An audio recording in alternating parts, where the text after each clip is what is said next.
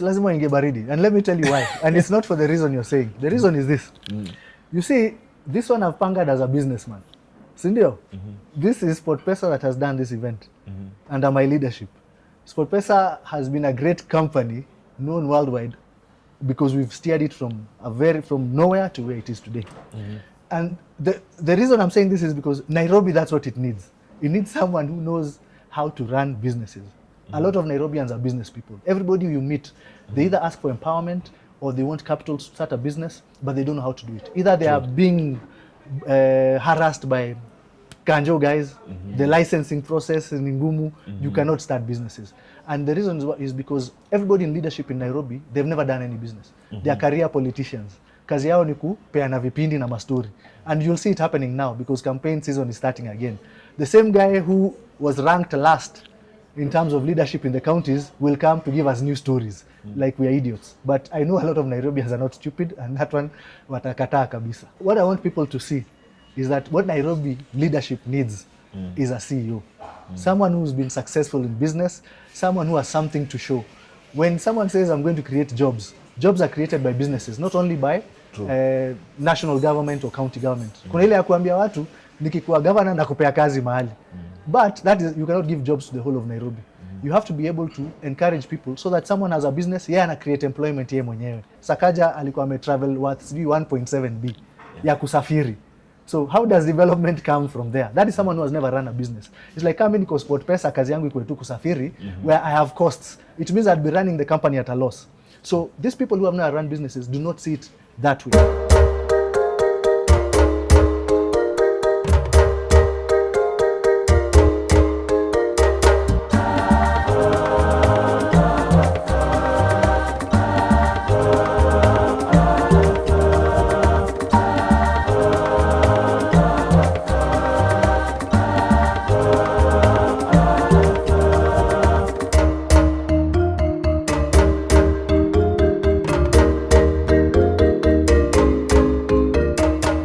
A very good evening. We are here with the Honorable Ronald Karauri, Captain mwenyewe, MP Kasarani. Yes. 2027 Nairobi Governor hopeful. Correct. It's a very good evening live on Sauti TV and Plug TV. Yes. Kwanza mweshe, we are from watching a very super big match between Arsenal fans and Manchester United fans Kenya. Kwanza experience, stadium imejaa leo. I was in the last match. Stadium imejaa leo. Yes. It was an amazing experience. You know, there's something, you know, the good thing, us as SportPesa, we try and engage the fans. That's why we call it the SportPesa experience. So, in fact, what I was saying is that other than this particular match, which was for the fans, we would like people to even come for the Gor Mahia games, the local league games, because remember, we also sponsor the league. But what we wanted to showcase is that people can have fun. Remember, it was the fans of Arsenal and Man U playing. But online, we had more than 25,000 people watching on the live stream. The stadium was completely full. People were entertained, and people were supporting their teams as if it's the real teams playing. So it was an amazing game. Very disappointed that Arsenal lost once again. I think I'll have to take these guys for training. Maybe next time I'll play myself. But there's no way we're going to allow this to happen again. So the next off-season, we're going to prepare something bigger and better. Maybe we'll get an East African Arsenal fans team versus a Man U fans team. We'll come up with more ways to engage the fans. And the main thing is to have Kenyans also understand they can have fun at the stadium. I was very disappointed at the end of the match when the police fired tear gas canisters before the celebration for the trophy. They disrupted the whole game. I don't know why. These people are trigger happy. People were having fun at the game. I don't know why they lobbed tear gas, because it disrupted the whole game and people are having a lot of fun. Gathering, I think almost 30,000 people at the stadium, because that is the almost full capacity of Nyayo National Stadium. 30,000 more. At some point I checked on YouTube, 30,000 peak watching. Correct. What does this mean for sports in Kenya? You're a leader. Sports inaleta watu pamoja. And the missing part is, what walikuwa wamesahau, in football there's entertainment.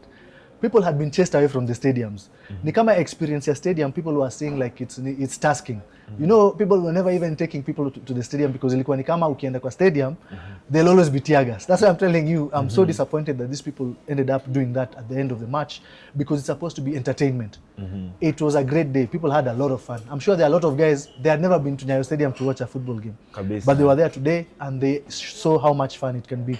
Sport is a very big thing.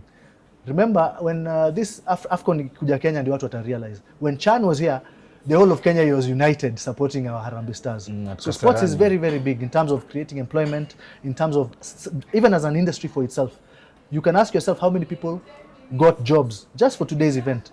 How many jobs were created for today's match? There's a lot of people, forget even the people like yourselves who are there just as media, the people who are directly engaged by SportPesa, the people akina Eric Omondi and a few vendors here and there, yeah, the influencers who are involved. So it's a whole ecosystem that is so big. Sports can really do a lot for our young people in Kenya. As a lawmaker, obviously being a member of parliament, yes, how can we, and also a stakeholder in the sports industry, yes, how can we take this forward? Umesema maybe itakuwa ni, do you foresee maybe picking out of this, can we make it maybe a league? A league ikue kama ya fans. Hii sasa huwezi fanya ikue league, because remember hata hivi tumefanya, when you make it now a league, now unaanza kuinvolve FKF sana. Unajua sasa inaanza kuwa you have to involve federation, registration. Now when it's purely entertainment, it becomes easier. But what it does is that people remember that sports is entertaining. Unajua ni kama why the US has succeeded in sports so much. It's because wamefanya ikue entertainment. If someone wants to go out for a day out with their family, when I decide wacha nika watch ball, that is what is missing in Kenya. And if we show people that it can be like that, they'll keep coming back to the stadium. And you create a lot of employment, you create a whole ecosystem if you manage to do that. And that's what we are trying to do. We're trying to show people that it can be done in Kenya. Other than the security issue ambao raise, police kurusha tear gas, how can we get people to come back to the SportPesa league in Kenya, to start watching? Tukumbuke vile ile derby ya FC na Gor ilikuwa crazy. It's still crazy right now. But how can we add the numbers more to the stadium? Because as you said, it creates employment. Vijana wanaacha kama ni crime nini, watu wanakuja kuenjoy game na the sport. So the main thing we can do, the first thing is facilities. No, facilities ni kama zimekuwa missing. But right now there are a lot of facilities being built around the country. In fact, my dream would be every county inafaa kuwa na stadium yake. Na team, na home team. Exactly. So that every community has its own team. You know, fans, always kuwa na fans. Fans wanakuanga wana belong to a certain community. That's why akina Gor Mahia and FC, because of all those years of existence, they've built a very strong fan base. So if you have teams in all counties with a home pitch, and then they have their home team which has fans, then you create a very nice ecosystem. Unapata sasa in Mombasa you have a team playing in Nairobi. Nairobi, Kisumu, home and away. When you have such teams now, they're in the league. If they make it to the league, it creates the fan base already. But what we are trying to do with the SportPesa experience, Pia, forget even that issue of the teams and the stadiums. Facilities now are coming, but now we are trying to bring back that experiential part of sport. Ndio nasema watu waone, if you have something, you're looking for a plan over the weekend, na kuna Premier League match, ujue it is an experience you can go and have fun there. Absolutely. That is what is missing. Watu wanaona ni kama ukienda ku watch ball in Kenya, a Premier League game, ni kama ni stress. Ama wewe ni idler. Unaona, that is what is missing. So with Chan, uliona also a lot of influencers walikuwa huko Chan. Absolutely. Ikafika point everyone wants to be seen at Chan, supporting the national team. That's now what we want to bring also to the local league, so that kila mtu identify na team local pia, na atake kuonekana kwa stadium akisupport hiyo team. Ikuwe ni something that is fashionable also. Watu waone ni kitu ya kuonekana ukifanya. Kitambo ilikuwa ukionekana kule ni kama either you are a goon or you have gone to throw stones, which is what we want now to remove. And that's why I'm saying this trigger happy cops walienda ku lob tear gas for no reason. In fact, there was no provocation at all. I was even surprised. Yes. That is also, it messes the game a bit because people were having a lot of fun. The season is coming up, SportPesa League, SportPesa League, and as you said as well, AFCON is coming up. What do we have in store? What are you guys prepared for? What are you planning? What people need to see or judge from SportPesa, from the experience we just had for the fans, that's the same kind of energy we want to bring to the SportPesa League as we start the season. I think the last season, by the way, it had the most fans ever in the local league. So it keeps growing. And that's why we signed a long-term contract of 10 years. Because what happens with SportPesa, tunaanzisha kitu kizuri, watu wanakuja wana hijack katikati. because people don't know how to create their own things. We create, then guys like copying us.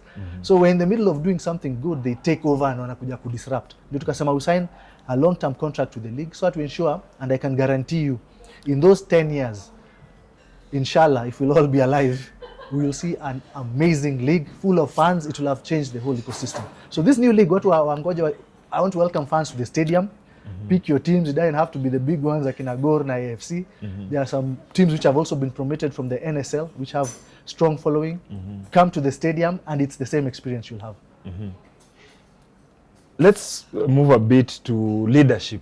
Yes. Mimi nilikuwa naona ile study imejaa. I know you're a leader. You're a business leader as well, but a politician. Yes. Ukiona zile numbers, what did it tell you? Numbers za? Zile numbers vile watu wamejaa pale. Unajua politicians wanapenda numbers. Mimi nifurahi sana. And it means kuna crowd ya watu who are looking for that entertainment. Tunaweza sema tu ni Arsenal fans and Man U fans, but I can guarantee you kwa hiyo crowd si ati ilikuwa tu strictly Man U and Arsenal fans. Kuna fans wa teams zingine walikuja pale. Why? Because of that experience. And I want to really thank akina Eric Omondi and Yusuf Idioti for ile wame push sana, wame push vizuri, wame bring love back to the sport. So I was very happy to see so many people, not more so as a politician, but as SportPesa CEO. The reason you mentioned jina politician is because with the other politicians seeing those numbers, na wanajua organizer ni politician. Yes. Kuna watu sahi na labda wanaingia baridi kidogo. So lazima waingie baridi. And let me tell you why. And it's not for the reason you're saying. The reason is this. You see, this one I've pangered as a businessman. Sindio? This is SportPesa that has done this event under my leadership. SportPesa has been a great company known worldwide because we've steered it from nowhere to where it is today. And the reason I'm saying this is because Nairobi, that's what it needs. It needs someone who knows how to run businesses. A lot of Nairobians are business people. Everybody you meet, they either ask for empowerment or they want capital to start a business, but they don't know how to do it. Either they are being harassed by Kanjo guys, the licensing process in Ngumu, you cannot start businesses. And the reason is because everybody in leadership in Nairobi, they've never done any business. They are career politicians. Kazi yao ni kupeana vipindi na mastori. And you'll see it happening now because campaign season is starting again. The same guy who was ranked last in terms of leadership in the counties will come to give us new stories like we are idiots. But I know a lot of Nairobians are not stupid, and that one watakataa kabisa. With those numbers, how do you intend to convert? For example, ingekuwa leo hao watu wote wangesema from this good thing that Captain Karauri has done, bringing all these people together. Yes. How kwanza ni votes? How can you now leverage on that to say sasa hao ni jeshi yangu from here? Yes. Let's move forward. Najua uko na azma, you want to become the Nairobi governor in 2027. Yes. How can you leverage that to chukua watu seme now let's convert this following To because I've done this thing better in sports, yes. which is uniting people. Yes. How can my leadership unite people going forward so that we change the city? In fact, that's why I referenced the SportPesa and the business. Because what I want people to see is that what Nairobi leadership needs is a CEO. Someone who's been successful in business, someone who has something to show.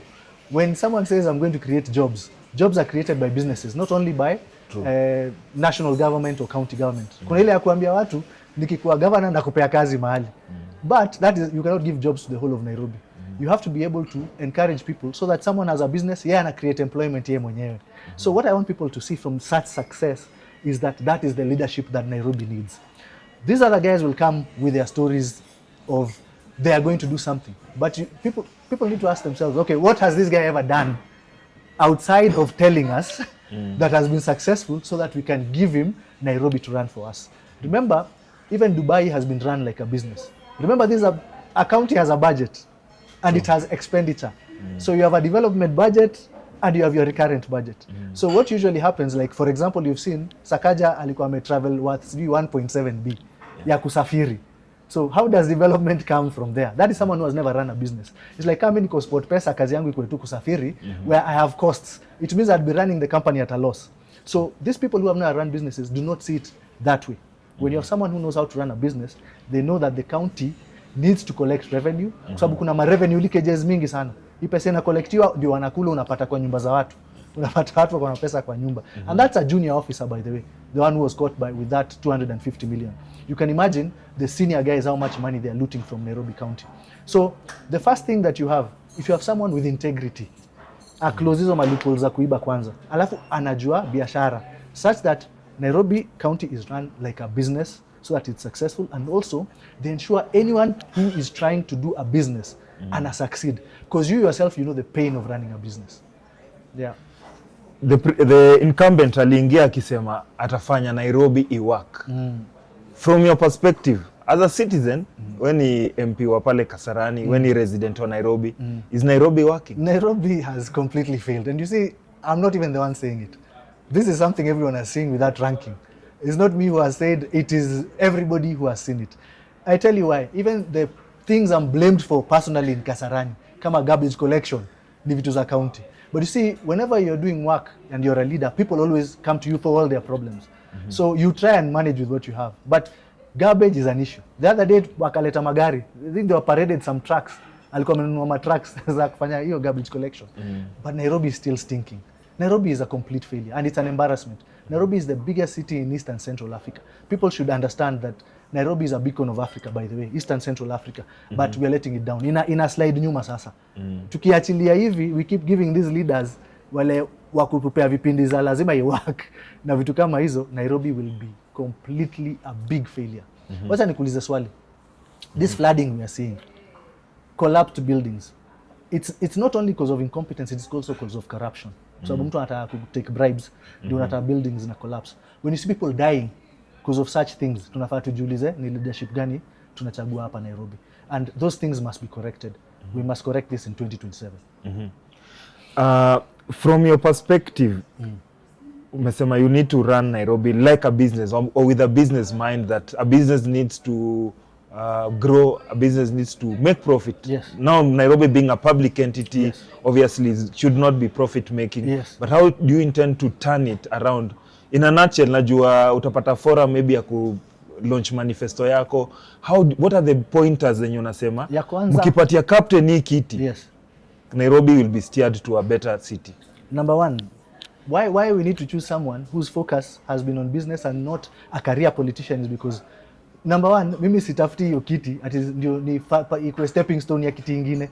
Mimi natafuta hiyo kiti because I have grown up in Nairobi. I have lived, mimi ni Buru. I went to a school called Harambe Primary School. That school those days was amazing. When I was in Kasarani, some of the schools I'm building are worse than when I was a child in Harambe Primary School. Inamaanisha tunarudi nyuma. What I mean is, number one objective is to eliminate the corruption there. Unasikianga macartel.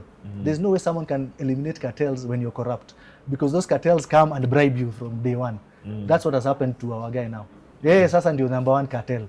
Yeah, ndio ana receive hizi pesa, because buildings will not be collapsing if they were being done properly. And the reason they're collapsing is because someone has been bribed. You understand? Number one is to eliminate that corruption. Si ndio? Uki-eliminate corruption, number two, revenue ya county tuipandishe ikuwe juu. I'm sure Nairobi County revenue collection should probably be twice as much as they're collecting now. But the reason it's not, loopholes again, that people are stealing the money, putting it in their pocket instead of it being registered as Nairobi County revenue. Then after that, now we see the priorities that people have in terms of what they need addressed. Garbage collection is not a big thing. It can be done. Nairobi is not the first city in the world. And garbage is something that is done every day. Garbage is created every day. So when you have a problem with collecting that garbage, it becomes something that is very stinking. Water issue needs to be solved. Sewage issues need to be solved. And this perennial flooding that is killing guys. We need to solve all those issues for this to be a city. The issue of infrastructure. For example, kuna areas kama South Sea, sewage is a problem. As you mentioned, infrastructure and flooding. El Nino is coming. What are the measures, for example, you would have done, for example, as assume you are a governor, leo ni 2027 September, ama hapo December, you are the governor of Nairobi. What are the things, and you encounter the same problem, what are the things you would have done that Nairobians wakasema mambo itakuwa sawa? Unajua kujenga hizo ma drainage za sewage si ati ni kitu ngumu. Let me tell you something. Nairobi, by the way, has always had proper planning from kitambo. What has messed Nairobi is that people divert the planning because of corruption. For example, if you are supposed to have a maximum of 4-story building somewhere, mtu ana bribe, anaongeza. Kama unajenga hiyo building, together with the building, you are supposed to ensure that there is a big drainage channel that comes and sewerage connected from the beginning. Una bypass hizo vitu kwa sababu umebribe watu. When you get rid of the corruption ab initio, you stop a lot of nonsense, because those plans are there. There are brilliant people in Kenya, by the way, architects and engineers who know how these problems can be solved. So if we get rid of that corruption, mimi nakwambia for sure all those problems get rid of them. Another problem that emerges from running cities and counties, tumeiona from history, is the issue of the county assembly and now the county government. Yes. How do you intend, ama how will you manage the politics? Najua the county assembly na politics mingi. Yes, sasa utapata ndio umechaguliwa governor msafi Captain Karauri, lakini MCAs wanakwambia usiponipatia itaenda, tutakuimpeach, usiponifanyia hivi. How will you manage that? Unajua mimi kitu moja naelewa, but kitu moja, if MCAs get the development in their specific regions, they will not have big problems. The problem is politics can be managed, because so long as someone anaona pia kazi yake inafanyika, I don't think they'll have an issue. Those things arise when they see Sakaja is looting the whole county, and them not even development projects. That money you're saying now, maybe they might want tenders or whatever, that's what creates the issue.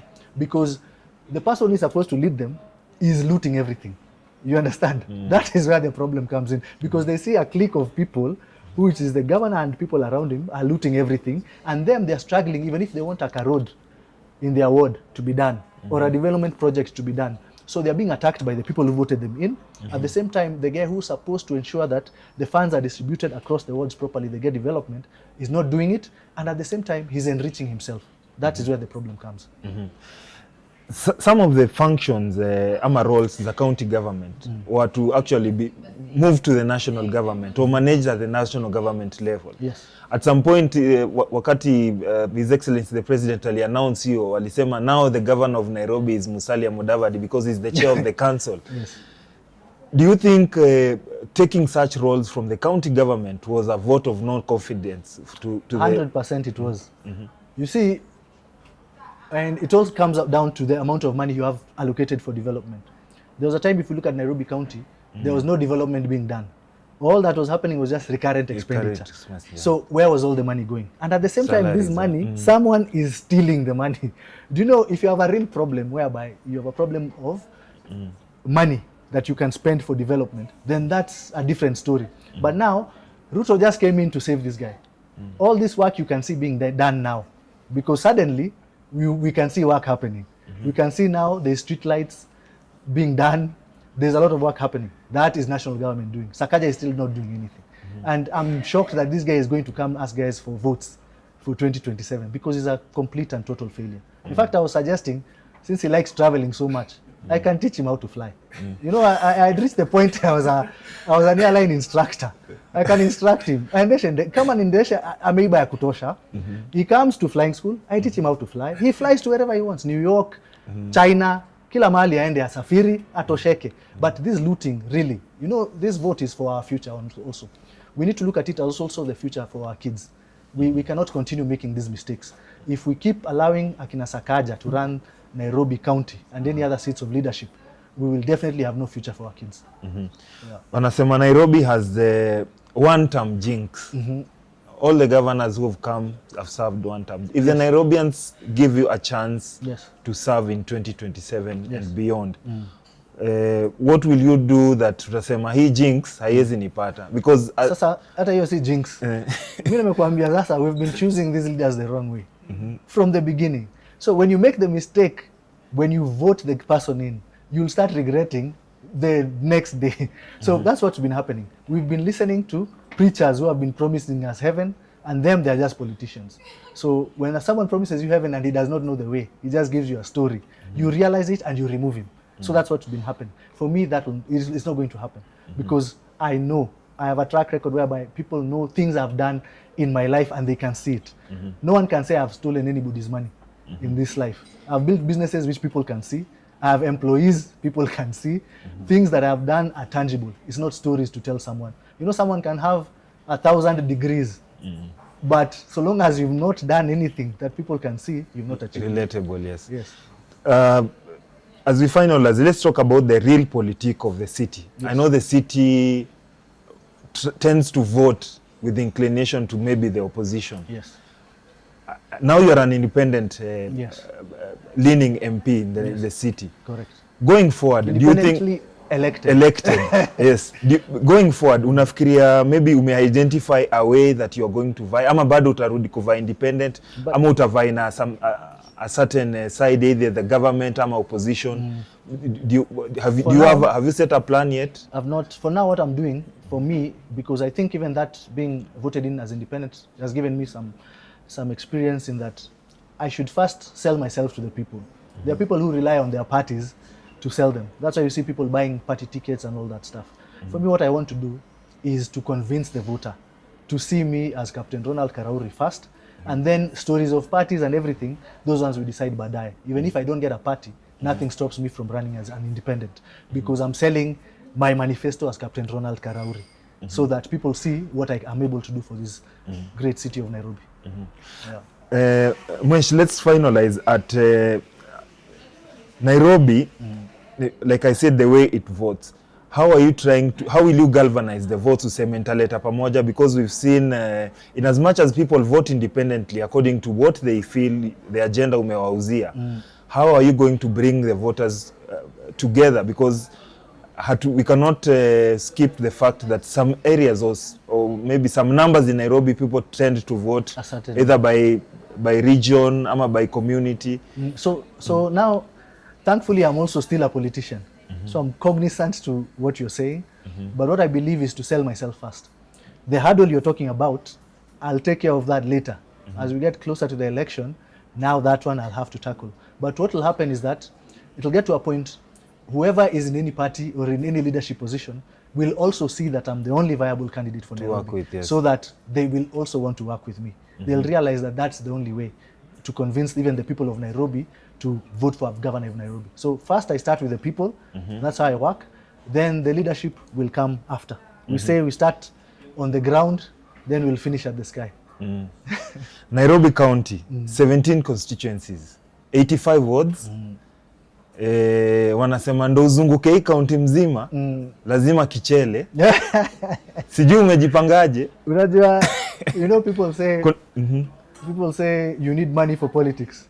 And it's true, you need money, because logistically speaking, na unasa vile umesema ni ukweli, hiyo kutembea. Sometimes people misconstrue it to be that you need money to bribe people. It's not about bribing, just logistically you need money to move around. So hapo niko ready. We'll move around the whole of Nairobi. Every ward in Nairobi, I'll go meet my people, because I like going to meet my people on the ground. That's what I've been doing. And I'll do that and ensure that by the time we get closer to the election, there'll be only one choice. You're a young leader, or middle-aged, I would say. Kuna wale young leaders as well in Nairobi. Nimeona some people wanatafuta partner, maybe mtu atasimama women rep, wanatafuta partner kama ni aspirant MPs in the various constituencies, kama ni wards, MCAs. Ushaanza kubuild team? Miss working hivyo. You know, because at the end of the day, I cannot know who is the most ideal candidate in a certain constituency. So I'd rather sell myself first. Any of the other MPs, MCAs, or political leaders who want to work with me, I welcome all of them. But you see, it's a problem for me to go identify people and say I'm working with them, because also you inherit their enemies as well. So I'd rather just sell myself. Whoever wants to support me, we will work together. And the main thing is that we just make Nairobi work. Because hii story ingine ilikuwa tu slogan. It has failed. Terrible. Everyone knows. It's not even a secret. Now, Mheshimiwa, sorry. Kuna time yenye ulipata some attack from goods. Na hiyo wakati, I don't know how did you handle that, and did it shake you as an incoming governor? Now how did you handle that situation? Because watu wengi walisema ni Sakaja was involved in the attack.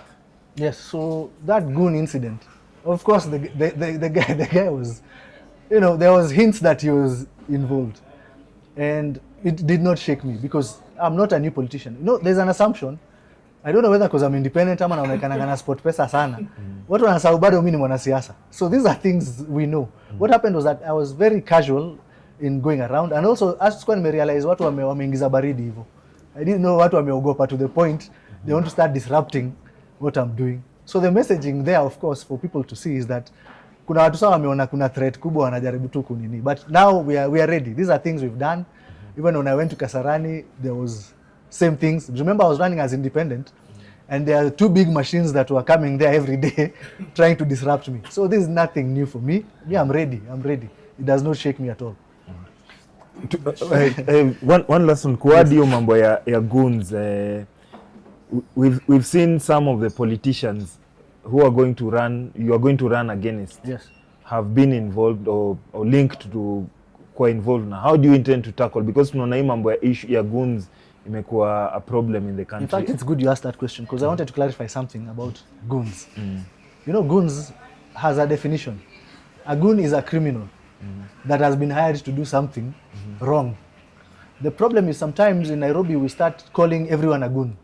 Like, you see, we have a lot of youth who are Unemployed. not unemployed. They just, whenever there's a political event, they want to be seen there. So not everyone is a goon. They become goons when they start being used badly by politicians. Not only politicians, but anybody who wants to cause disruption or to do any criminal activity. So tackling it is very simple. When we get to that point whereby we create employment for these guys, that is what is causing this issue, nothing else. Because if you can hire someone to do a criminal activity, it means all that person is looking for is something to eat. And that culture, the problem is that when people keep pushing and using people for political gain in that way, then it keeps going up. So we need more people who are not thinking in that direction. So muachane nao wanasiasa wa ufala wa kitambo, akina Sakaja na hao wengine wote. I'm the only way we are going to save this city. Tumalizie Mhesh, angalia kamera, ongelesha Nairobi, ule ame lose hope, anaona El Nino tumeambiwa ina come, construction, garbage, wanasema city ni chafu, vile vile Nairobi CBD is dead. Kulikuwa na so much activity, nightlife, nini imekufa.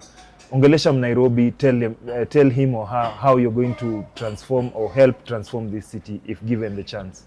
So Nairobi, my message is very simple. You know, Nairobi's problems can only be tackled by people from Nairobi. Mimi ni mtu wa Nairobi kutoka kitambo, wase wa Buru wananijua, Jerry. This is where I was born and raised. I have seen the city go from good to bad. And the only that thing is going to happen is it's to keep getting worse if you keep choosing leaders who don't have a priority of Nairobi at heart. What I want to ask Nairobians is don't give up. You need to change the way you're choosing these leaders. I'm the only one who identifies with success in terms of the businesses I've created. I'm the only businessman who knows how to take care of your business. We're all businessmen. We all thrive to do business. Not everybody is not everybody is employed in Nairobi. A lot of people are self-employed. They're trying to do business, and those are the people who should look up to me to lead them in Nairobi to make it a better place. So thank you very much for your time. Asante We sana. look forward to having a sit down again. Asante.